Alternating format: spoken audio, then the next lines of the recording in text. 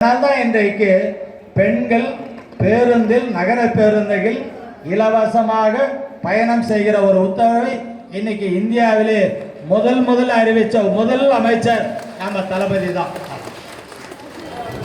தேர்தல் காலத்தில் எழுதுனாங்க, வேற என்ன மனு வாங்குறாரு, இவர் என்ன ஆட்சி வர போறாரா, வேற என்ன உத்தரவு போட போறாரா அப்படின்னு விமர்சனம் பண்ணவங்க எல்லாம் உண்டு. பத்திரிகையில் ஊடகங்கள் எல்லாமே அதை பற்றி அவர் நினைக்கல. அவர் கலைஞருடைய மகன், சொன்னதை செய்வோம் செய்வதை சொல்லுவோம் என்ற கலைஞருடைய மகன்.